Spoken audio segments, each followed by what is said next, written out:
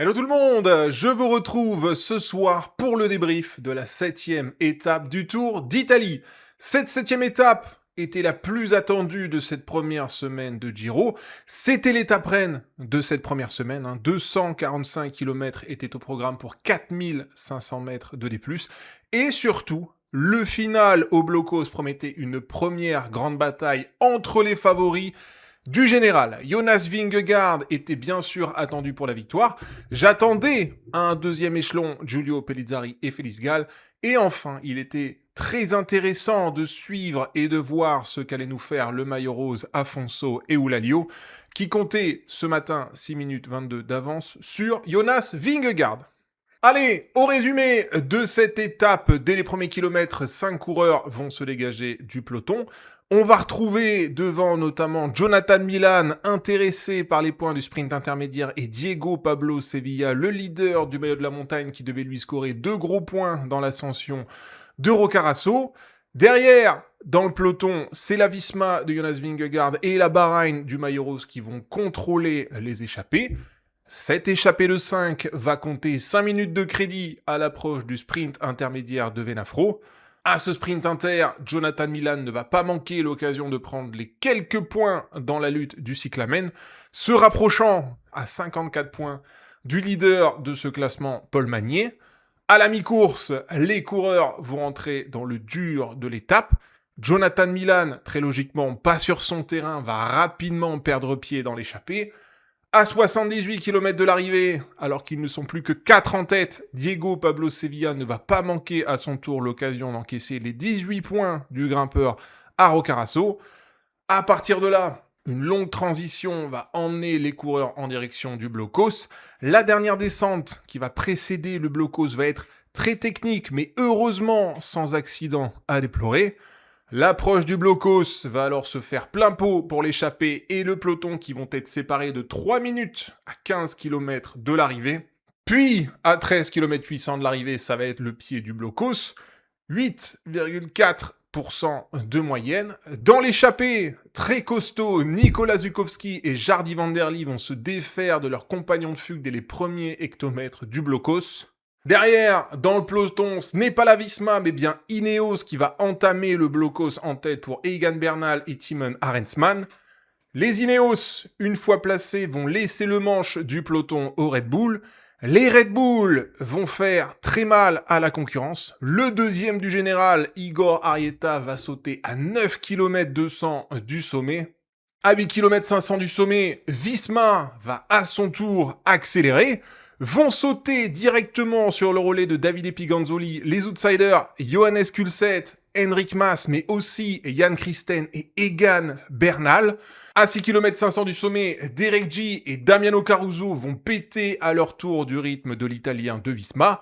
L'échappée va être prise et Sepp Kuss va prendre le relais de son jeune coéquipier.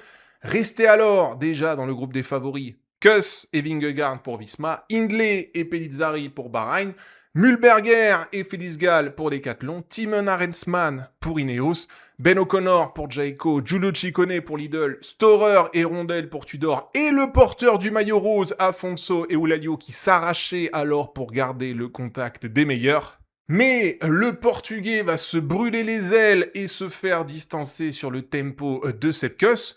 Sur le craquage du maillot rose, Jonas Vingegaard va attaquer. Seul Giulio Pellizzari va tenter l'aventure dans la roue du Danois, tandis que Félix Gall va serrer de près le duo de tête, seul au deuxième échelon de course. Giulio Pellizzari, courageux, fougueux, va tenir quelques hectomètres avant de péter de la roue du Danois. Le jeune Italien dans le rouge va par la suite se faire traverser par Félix Gall qui gérait alors son ascension comme un patron. Puis, à 3 km de l'arrivée, la situation va enfin se stabiliser et on va retrouver 5 échelons de favoris avec Jonas Vingegaard seul en tête. Félix Gall esselé au deuxième échelon de course et assez proche du Danois. Au troisième échelon de course, on va retrouver un trio Giulio Pellizzari, Jay Hindley et Ben O'Connor pour Jayco. Au quatrième échelon, un quintet Giulio Ciccone, Derek G, Michael Storer, Martis Rondel et Timon Arensman.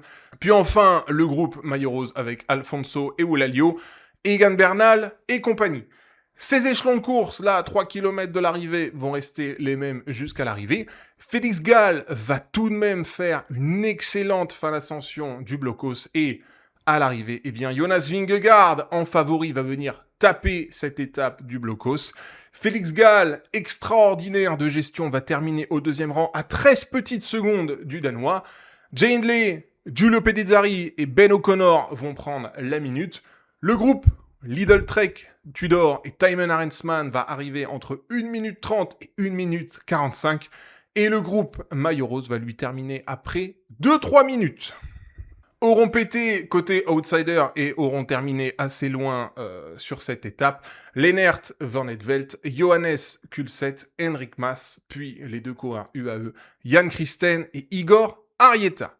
Côté général, Afonso Eulalio conserve donc sa tunique rose. Jonas Vingegaard se rapproche désormais à 3 minutes 17. Félix Gall est dans le rétro du Danois. Les Red Bull sont en embuscade désormais à un peu plus d'une minute de Vingegaard. Puis ce sont Ben O'Connor, Mathis Rondel, Giulio Ciccone, Thymen Arensman et Michael Storer qui bouclent ce soir le top 10. Allez, au débrief de cette étape, on va surtout débriefer la course de côte que nous aurons eue aujourd'hui, parce qu'en dehors de l'échappée, très logiquement, on ne se sera pas expliqué avant la dernière bosse du blocos. Comment juger ce blocos Visma, aujourd'hui, le premier point, c'est que Visma, je l'ai trouvé impeccable sur cette étape. On aura fait rouler Timo Kilich dans la première partie d'étape, histoire de dire à tout le monde, histoire de faire passer le message à tout le monde, eh bien que Jonas Vingegaard allait jouer l'étape aujourd'hui et qu'il fallait laisser le contrôle de la course à Visma, quelque part. C'était le message. Ceci étant dit, finalement, eh bien, c'est d'abord Ineos puis Red Bull qui auront pris les commandes du début du blocos. Victor Campenaerts se sera écarté assez tôt dans ce blocos, à 9 km 500 du sommet. Et aujourd'hui, le Belge n'était pas requis sur une étape qui ne lui convenait pas particulièrement intrinsèquement parlant. C'était bien à Davide Piganzoli et à Sepp Kuss de faire le travail aujourd'hui. 8 km 500, partie découverte, partie déboisée. Sur le vent de côté, eh bien, Davide Piganzoli sera venu devant. On aura créé une petite bordure, un éventail à 8 km 500 du sommet du blocos. Piganzoli, Sepp Kuss, Jonas Vingegaard. On aura fait le ménage. À 6 km 500 du sommet, ça aura été au tour de Sepp Kuss. Pas du prime Sepp Kuss pour l'instant sur ce début du Tour d'Italie. Le prime Sepp Kuss, c'est 2023. Mais depuis, ça fait quand même très longtemps qu'on n'a pas vu Sepp Kuss à un tel niveau. Mais quand bien même, Sepp Kuss, aujourd'hui, avec ses qualités, ça aura suffi pour définitivement écrémer et détruire la concurrence de Jonas Vingegaard. 5 km 500, petit regard dans le rétroviseur de l'Américain à l'endroit de Jonas Vingegaard. Merci, bonsoir, Jonas Vingegaard accélère. Seul Giulio Pedizari va s'accrocher. Vingegaard va courir exactement comme il faut pour mettre Giulio Pedizari dans le rouge dans les hectomètres qui vont suivre son attaque. Sur cette courbe droite, il va aller chercher la bordure, mettre Giulio Pedizari dans la caillasse, histoire qu'il prenne un maximum de vent et histoire que Giulio Pedizari se retrouve dans le rouge. C'est ce qui va se produire. 1 km plus haut, Giulio Pedizari va sauter. Jonas Vingegaard est alors seul à 4 km 500 du sommet. Et Jonas n'a plus qu'à finir en force son étape, avec certes Félix Gall à 13 secondes dans le rétroviseur. Et pour le reste des adversaires de Jonas Vingegaard au soir de cette étape, c'est à plus d'une minute. Donc, sur 5 km 500 d'efforts, puisque c'est littéralement ça qu'on aurait eu à l'endroit de Vingegaard aujourd'hui, eh bien Vingegaard aura mis 1 minute à Jay Hindley, Giulio Pedizari et Ben O'Connor. C'est proprement nickel. 1 minute, 5 km 500, ça fait un tout petit peu moins de 12 secondes au kilomètre. Franchement, c'est parfait. Vingegaard, ce qu'il a fait aujourd'hui, c'est parfait.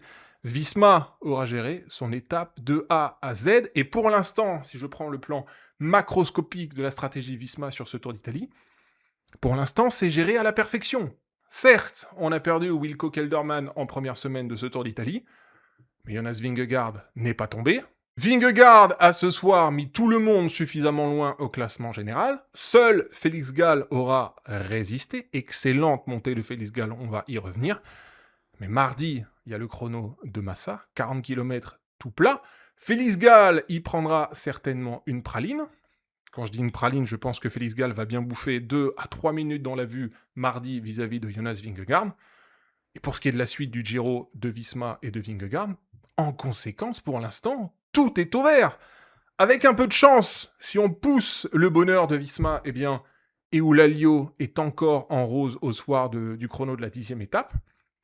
Et voilà, Visma et Vingegaard dans la meilleure des situations jusqu'à l'étape 14 de Pila. Pour l'instant, le Giro de Visma et de Vingegaard, c'est du tableau noir, c'est parfait. C'est parfait. On crée des différences au général. Mardi, sur le chrono, je pense qu'on aura éliminé le dernier adversaire de Jonas Vingegaard sur le chrono.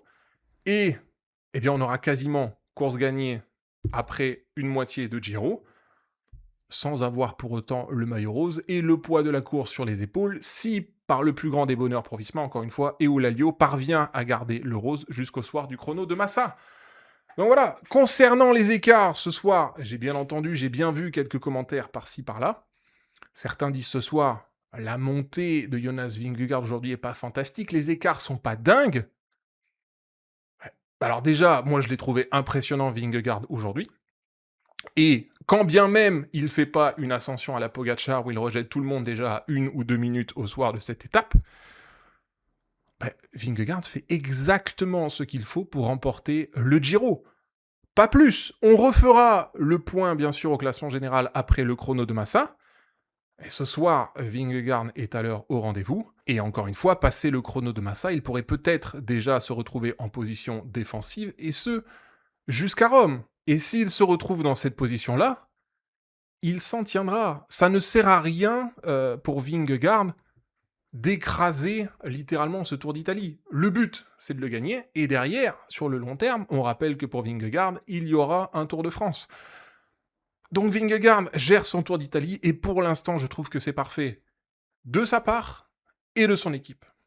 Concernant l'équipe Red Bull de Giulio Pellizzari et Jay Hindley, eh bien, je trouve qu'ils auront été bons aujourd'hui. Ben Svijov puis Giovanni Aleotti auront fait du gros travail jusqu'à l'accélération des Visma à 8 km 500 du sommet. Donc ça veut dire que de 13 km du sommet jusqu'à 8 km 500 du sommet, c'est bien Red Bull qui aura tenu les commandes du peloton. Puis bien sûr, à partir de l'accélération de Jonas Vingegaard, effectivement, si Giulio Pellizzari se sera enflammé à vouloir suivre le Danois, eh bien, l'intérêt aujourd'hui, c'est quand même d'avoir constaté à la fin de cette étape que Jay Hindley et Giulio Pellizzari sont ce soir dans le jeu du podium du Giro. Ces deux gars-là, et Pellizzari et Hindley, ont bien sûr le moteur pour tenir 3 semaines de course. Jay Hindley est, comme très souvent avec lui, déjà en mode grand tour. C'est pas le plus brillant des coureurs le reste de l'année, mais lorsque l'Australien est en mode grand tour, il a toutes les qualités pour gagner un grand tour, ou pour être sur le podium si l'adversaire principal est Jonas Vingegaard. C'est ce qui se passe sur ce Tour d'Italie. Donc, Jay Hindley est en forme à l'heure et ne devrait plus lâcher le morceau jusqu'à Rome. Le podium est en ligne de mire pour l'Australien. Et puis, pour Giulio Pellizzari, je le répète, si effectivement ça n'aura pas été très sage d'avoir tenté de suivre Jonas Vingegaard aujourd'hui, eh bien, moi, je vous avoue que j'ai adoré l'attitude de l'Italien aujourd'hui, même si c'était pas la meilleure façon de courir contre Vingegaard. Tout le monde savait que Jonas Vingegaard allait attaquer aujourd'hui, tout le monde savait que Vingegaard allait très certainement être au-dessus de la meute et allait gagner son étape au Blocos. Pellizzari, 22 ans, n'avait rien à perdre et devait se tester contre ce qui se fait de mieux au monde, savoir Jonas Vingegaard. Il l'a fait, il l'a tenté à 5 km 500 du sommet. Il a perdu dans son bras de fer contre Jonas Vingegaard sans surprise, mais l'attitude est bonne parce que c'est aussi comme ça que, à son âge, on fait sauter des verrous physiquement et mentalement. Donc, si Giulio Pellizzari n'a pas couru au plus juste aujourd'hui, eh bien écoutez, il est dans les temps. Je pense que sans avoir cherché à suivre Vingegaard, il aurait réussi, je pense, à suivre peut-être Félix Gall.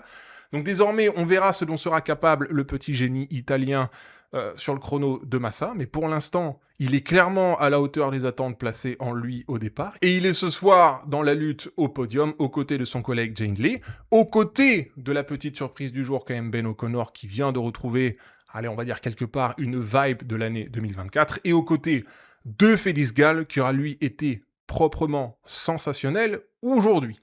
J'en viens à l'Autrichien. Sur les pentes du blocos aujourd'hui, allez, je pense que Félix Gall n'est pas loin d'avoir délivré sa plus belle performance en carrière. Sur l'attaque de Jonas Vingegaard, il s'accroche 50 mètres avant de prendre la décision de suivre son propre rythme, de ne pas s'enflammer à l'inverse de Giulio Pellizzari dans la roue du Danois. Ce faisant, il arrive à garder en ligne de mire et le Danois et l'Italien. Un peu plus haut, lorsque Pellizzari se met dans le rouge, il va cueillir l'Italien et va directement l'assassiner pour lui coller 1 minute dans la poire à l'arrivée. Et dans le final, c'est là que Félix Gall m'aura le plus impressionné. Eh bien, il est capable de grappiller du temps à Jonas Vingegaard, alors que les Danois montent quand même très fort dans ces derniers kilomètres du blocos, puisqu'ils continuaient de creuser du temps sur le reste de la meute. Donc, Félix Gall, aujourd'hui, je l'ai trouvé parfait, et Félix Gall aura été parfait dans son final d'ascension aujourd'hui, aussi parce que Gregor Mühlberger, son coéquipier, aura fait un travail de protection formidable sur les relais de Piganzoli et de Kuss lorsque le vent soufflait de côté de 8 km 500 du sommet à 5 km 500 du sommet. Pourquoi est-ce que je dis ça? Si vous avez vu l'étape, vous avez très clairement vu que Visma aura joué du vent dans cette ascension du blocos. Vingegaard aura été très bien protégé par ses collègues, puisqu'on avait le petit éventail avec Piganzoli, Kuss et Jonas Vingegaard. Mais derrière, si on regarde ce qu'il se passe derrière l'équipe Visma, eh bien, le coéquipier qui aura été le plus solide au soutien de son leader, eh bien, je pense que ça aura été Gregor Mühlberger aux côtés de Félix Gall. Et c'est ce travail de Gregor Mühlberger pour protéger Félix Gall du vent dans la tranche 8 km 500 à 5 km 500 du sommet, qui aura aussi permis à l'Autrichien, au leader de Decathlon, de ne jamais coincer dans le final. C'est parce qu'il avait bien sûr conservé du jus dans la pseudo-bordure des Visma à 8 km du sommet. Donc, pour différentes raisons, à la fin de cette journée, Félix Gall, les coureurs Red Bull et Jonas Vingegaard peuvent sortir de cette 7e étape avec, je pense, satisfaction. Et dans un même registre, ceux qui peuvent être très contents de cette journée, c'est bien sûr Ben O'Connor et c'est aussi Mathis Rondel. Ben O'Connor aura terminé au même échelon que les Red Bull. Je le répète, pour moi, ce soir, c'est une surprise parce que Ben O'Connor n'avait plus performé à un tel niveau depuis la saison 2024, lorsqu'il avait quitté AG2R Decathlon pour rejoindre les rangs de la Jayco.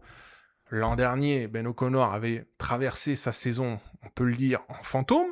Donc, c'est une bonne surprise que de voir ce coureur-là à l'avant aujourd'hui pour potentiellement jouer sur ce Tour d'Italie un top 10, voire certainement un top 5 au vu des jambes qu'il aura montré dans le blocos. Et autre bonne surprise de cette journée, bien sûr, c'est Mathis Rondel, 22 ans, et qui ce soir vient potentiellement, peut-être, de shipper le leadership à Michael Storer chez Tudor, même si on va devoir quand même attendre le chrono de Massa pour y voir plus clair entre Michael Storer et Mathis Rondel.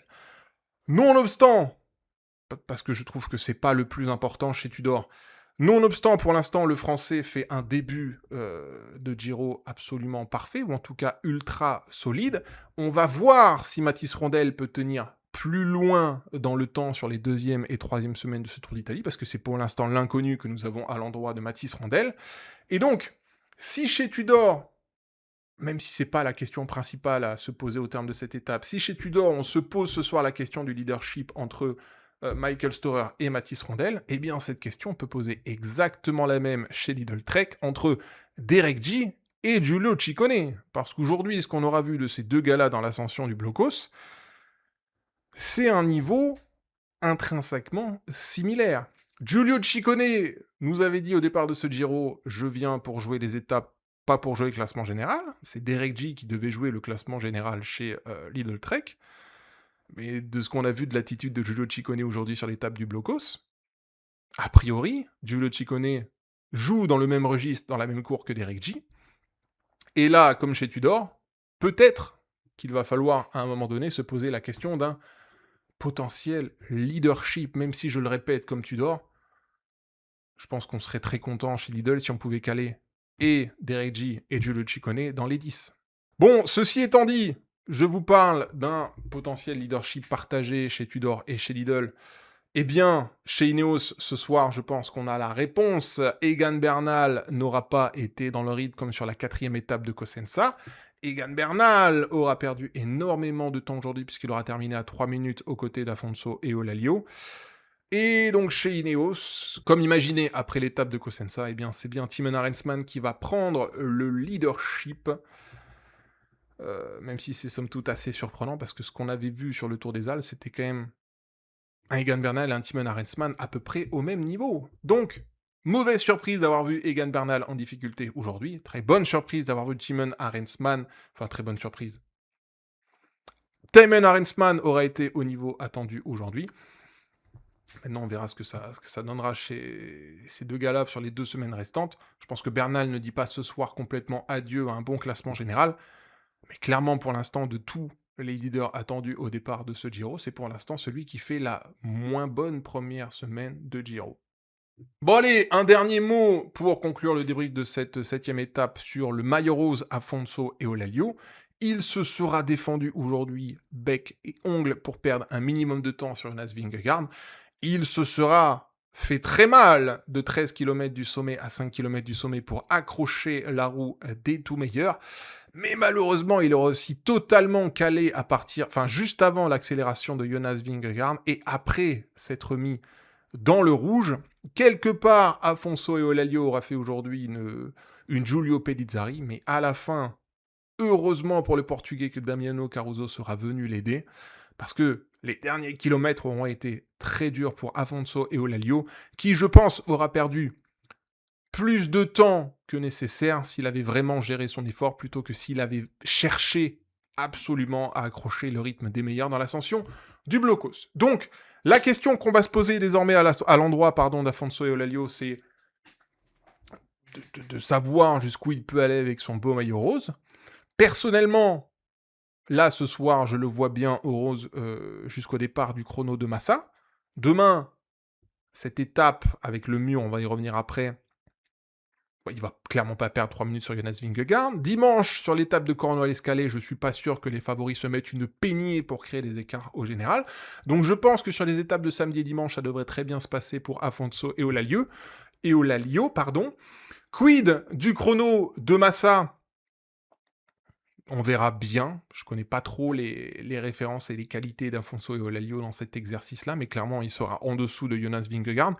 Combien perdra-t-il de temps sur 40 km? J'ai envie de vous dire qu'il ne doit pas perdre plus de 2 minutes, 2 minutes 30 sur Jonas Vingegaard. Mais si jamais, par bonheur, Afonso et Olalio passent le chrono en rose, eh bien, normalement, il devrait être en rose jusqu'à l'étape de samedi et la 14e étape de Pila. On verra bien sûr quels seront les écarts au général au soir du chrono de Massa, parce que c'est clairement ça maintenant qui va poser les jalons de la 2e et 3e semaine de course. Mais il y a un monde où Afonso et Olalio, s'il ne perd pas de temps ce week-end et s'il ne perd pas trop de temps sur le chrono de Massa, eh bien il y a un monde où Afonso et Olalio parvient à garder son maillot rose jusqu'au départ de la 14e étape de Pila. Voilà, donc il faut qu'il serre les dents. Le plus dur, ce sera l'étape de Massa, mais s'il est encore devant Vingegaard au classement général au soir de cette 10e étape, franchement, Olalio, le top 10, je pense qu'il y va tout droit. Hein. Il y va tout droit. Donc voilà, j'en ai terminé de ce débrief. À la fin de cette étape, aujourd'hui, il n'y aura pas vraiment eu de surprise au terme de cette journée. 3 têtes seront sorties avec bien évidemment Jonas Vingegaard, Félix Gall et Giulio Pellizzari. Giulio Pellizzari qui se sera enflammé dans la roue de Jonas Vingegaard. Sans ça, je pense qu'il aurait terminé devant son coéquipier Jay Hindley et devant Ben O'Connor. Vingegaard, on peut le dire, est en total contrôle pour l'instant sur ce Tour d'Italie, même si Félix Gall aura terminé très proche de lui aujourd'hui. La prochaine bagarre pour le général, ce sera... Bon allez, demain, il y a un beau mur. Dimanche, il y aura l'étape de Cornouailles-Escalais, mais le prochain grand rendez-vous des leaders, je pense que ce sera mardi, bien évidemment, sur le chrono de Massa. C'est là qu'on fera un nouveau point quant au classement général. Mais avant ça, eh bien effectivement, demain, nous avons la 8e étape de Fermo. 156 km seront au programme. Le final sera à l'avantage des punchers. Ce devrait être une étape pour Baroudeur. Ceci étant dit, le dernier mur de la Via Riputolo sera très très dur et très proche de l'arrivée. Donc, Ce serait pas une surprise complète d'y voir quelques favoris du général flingués ici pour gratter des secondes quant au classement général. Bref, tout ça, nous verrons bien sûr ce que ça donnera dans le final de l'étape de demain. Ce sera un final à ne pas louper, parce que ce sera un final, je pense, très spectaculaire, que le scénario de la course se dessine entre baroudeurs ou entre favoris du général. Allez, je vous retrouve demain soir pour débriefer de tout ça. Prenez soin de vous et à très vite. Bye bye!